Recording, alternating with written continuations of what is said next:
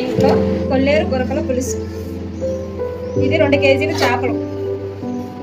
దానికి కావాల్సిన పదార్థాలు: కారం, కరివేపాకు, నూనె, అల్లం వెల్లుల్లిపాయ పేస్ట్, చింతపండు, జీలకర్ర, ఉప్పు, కట్ చేసిన 5 ఉల్లిపాయలు, 5 పచ్చిమిరపకాయలు, 3 టమాటాలు.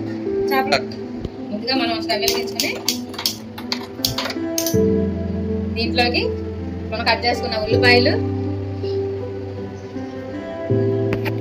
పచ్చిమిర్చి, తర్వాత టమాటాలు, కారం తగినంత, మన ముక్కలకు సరిపడగా తగినంత కారం, ఉప్పు,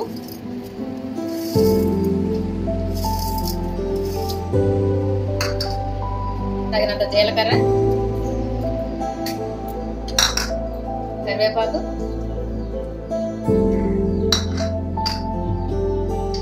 అల్లం వెల్లుల్లి పేస్ట్, మన కూరకు తగ్గట్టుగా ఆయిల్, ఇవన్నీ వేసుకుని తగినంత వాటర్ పోసుకోవాలి. ఇవన్నీ కలుపుకొని వేసుకున్న తర్వాత ముక్కలకు పట్టేలాగా ఇవన్నీ కలుపుకోవాలి. కలుపుకున్న తర్వాత మన ముక్కలకు తగ్గట్టుగా ఉలిగే వరకు మనం నీళ్ళు పోసుకోవాలి.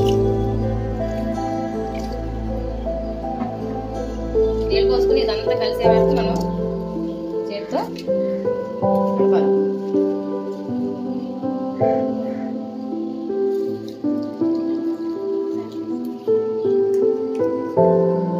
ఇవన్నీ కలుపుకున్న తర్వాత మనం ప్లేట్ పెట్టేస్తాం.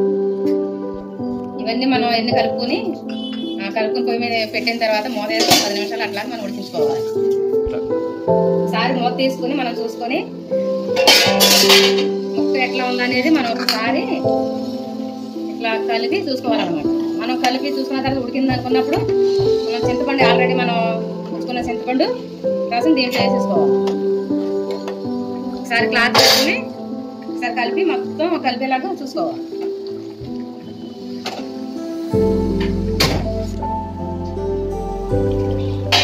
తర్వాత మనం చింతపండు పులుసు పోసుకోవాలన్నమాట.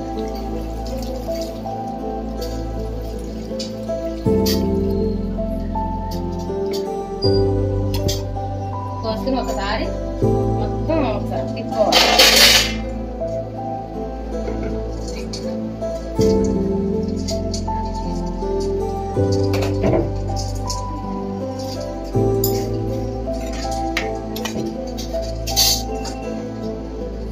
చింతపండు పులుసు పోసాక ఒకసారి పైన కొత్తిమీర వేసుకొని మళ్ళీ ఒక 10 నిమిషాలు దగ్గరకు వచ్చే వరకు ఉడికించుకోవాలి. చింతపండు పులుసు పోసాక ఒకసారి మళ్ళీ ఒకసారి కలుపుకొని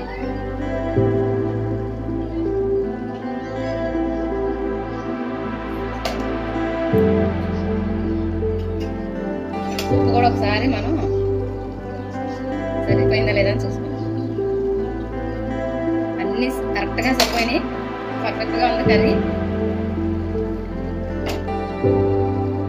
10 నిమిషాల నుంచి కట్టారు.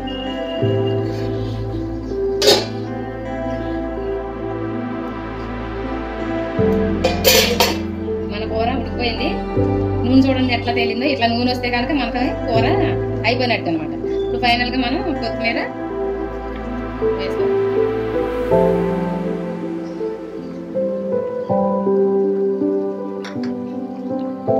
అయిపోయింది అనమాట. మనకి ఈ కొల్లేరు మన గొరకల పులుసు రెడీ అయిపోయింది.